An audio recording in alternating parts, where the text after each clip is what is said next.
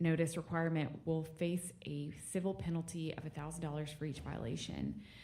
Essentially, this is informed consent that you're staying in a flood zone. My hope is that this bill will ensure campers are informed about the potential natural disasters that could occur during their stay, thereby helping to protect their lives in the future. Chairman King and members, thank you again for your time today. I'm happy to answer any questions, but if there are none, I'll reserve the right to close. Okay, members, are there questions for Ms. Hicklin? I see none. Is there anyone wish to testify on for or against House Bill 171? Have you registered, Mr. Windsmith? I didn't register to speak on this bill. Okay, 1 second. We've got to change your registration. Come on up.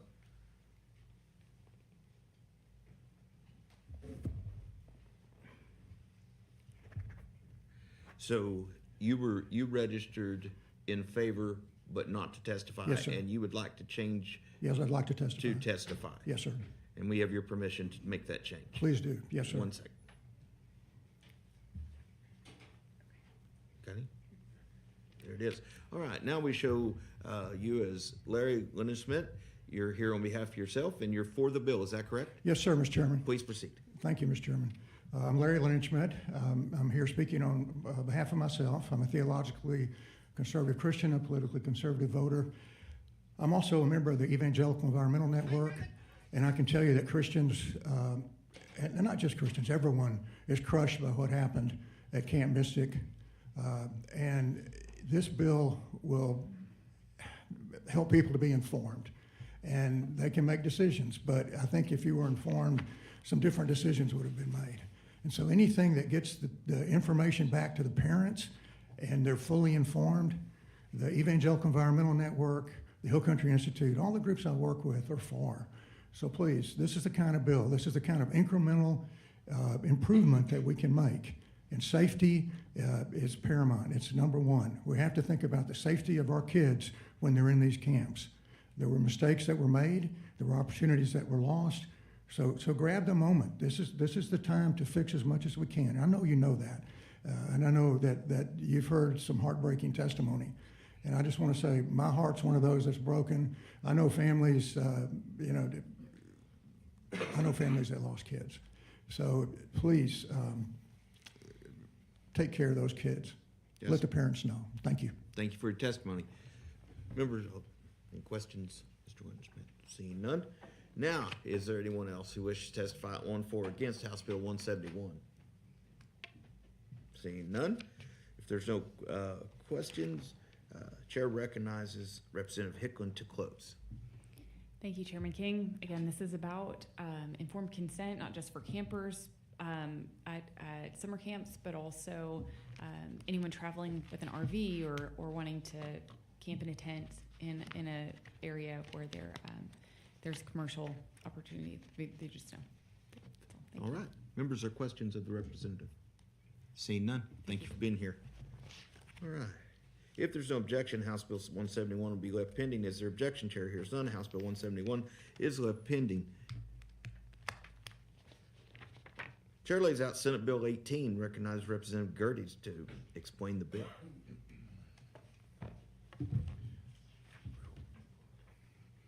Thank you, Mr. Chairman. Members, for the opportunity to present Senate Bill 18. Plum Creek Conservation District and HD 17 manages 28 flood control structures built on the tributaries of Plum Creek and Hayes and Caldwell counties.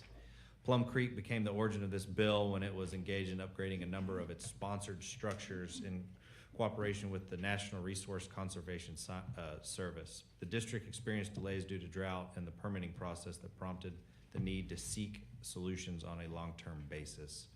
SB 18 would enable a qualified district to use a permit exemption in order to save up to 300 days for the following purposes: diverting water from a reservoir as needed for the purposes of repairing, maintaining, or rehabilitating dams and reservoirs, or building a small holding area for the purposes of erosion, floodwater, or sediment control.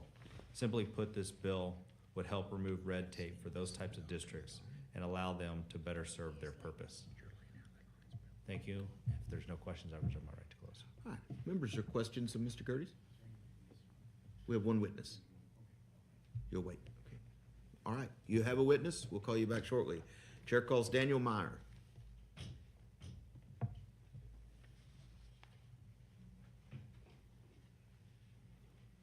Record shows you're Daniel Meyer. You're testifying on behalf of Plum Creek Conservation District, and you're for the bill. Is that correct? Yes, sir. Please proceed. Yes. Hi, Chairman King and representatives. My name is Daniel Meyer. I'm the manager for Plum Creek Conservation District, and we're located in portions of Caldwell and Hayes County. The Plum Creek Conservation District supports Senate Bill 18, and the district, we're a local sponsor of 28 flood control dams, which were constructed during the 1960s.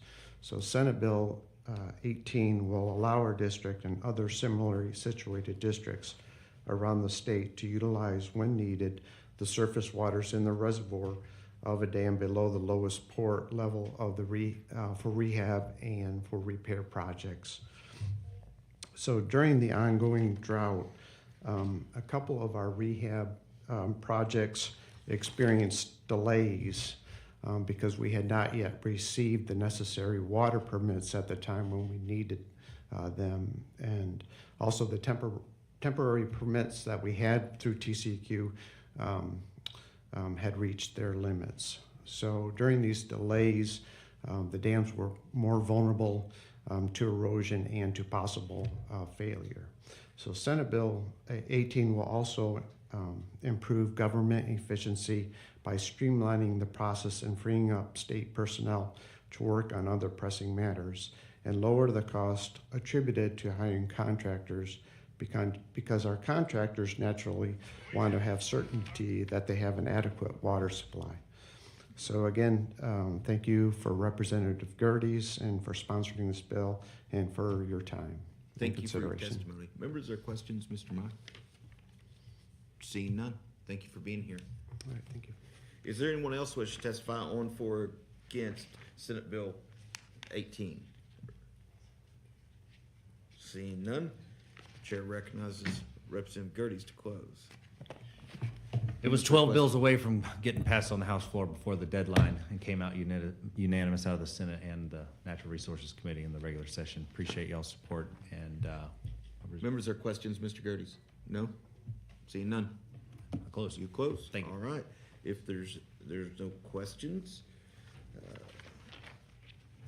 all right. If there's no objection, Senate Bill 18 will be left pending. Is there objection? Chair hears none. Senate Bill 18 is left pending. We will go. I've got to go.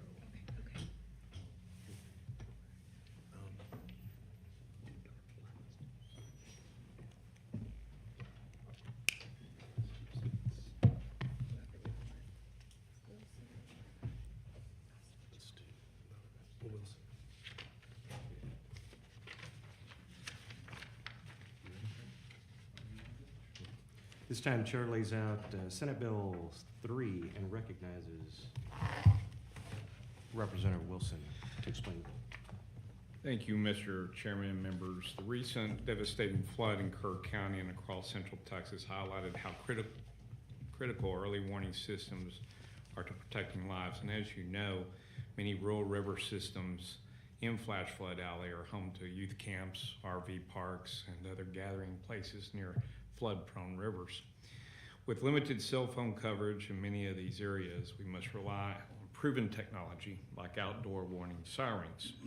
Essentially, Senate Bill 3 requires the Texas Water Development Board to identify flood-prone areas where outdoor warning sirens are necessary, based on historical flooding, loss of life, residential exposure, and other relevant factors.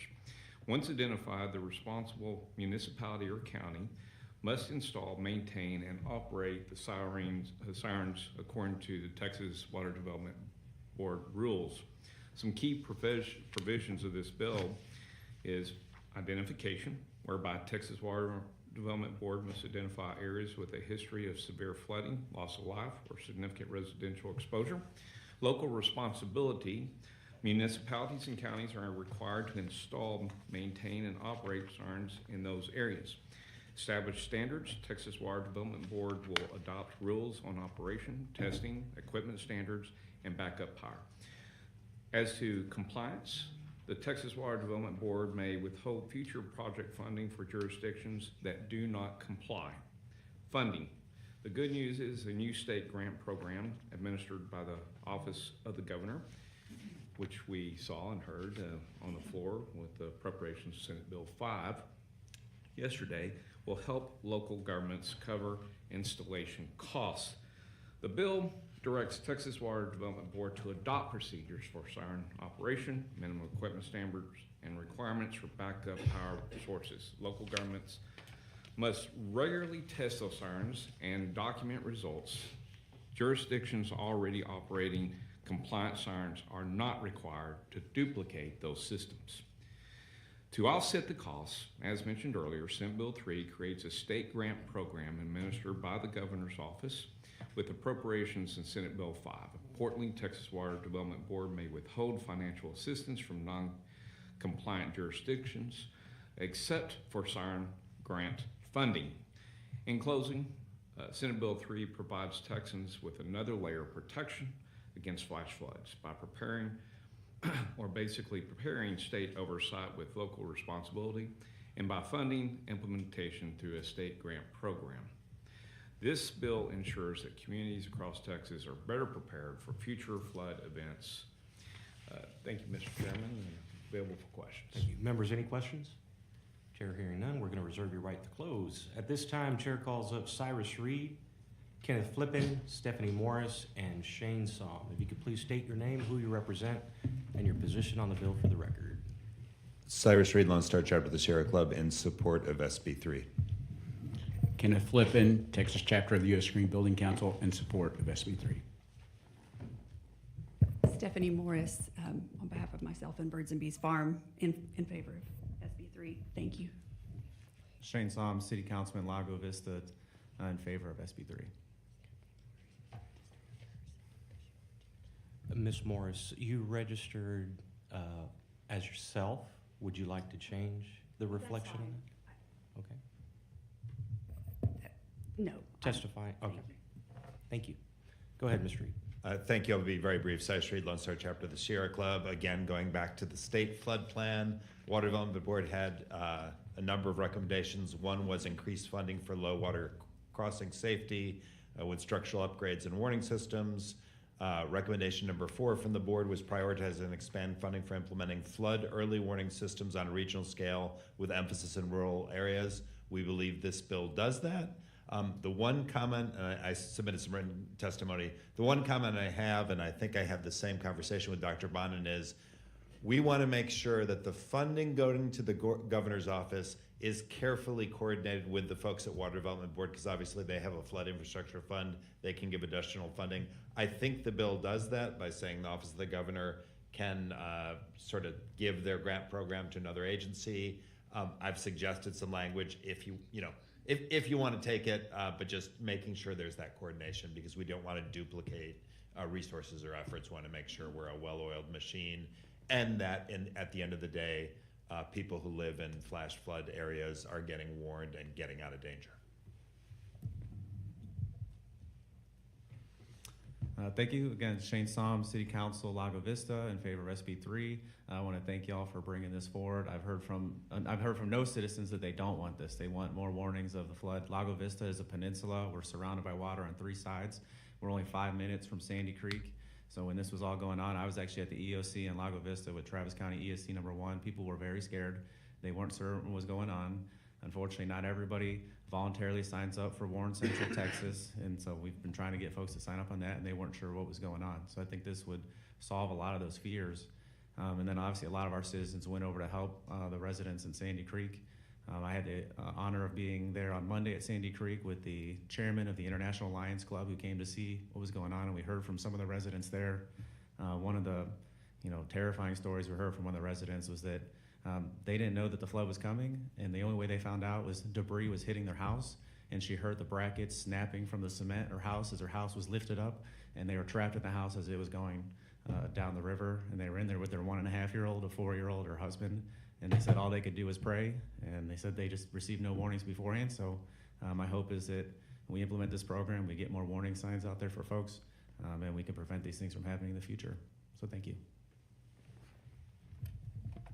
Kenneth Flippin, Texas Chapter of U.S. Green Building Council, strongly for this bill. I want to first off thank the sponsor, but especially on the Senate side, I think Senator Betancourt did not only a good job on writing the bill, but also during the hearings, turning some of the witnesses that originally said that they didn't see the real value of alarm system saving lives, and they came around after his good questioning.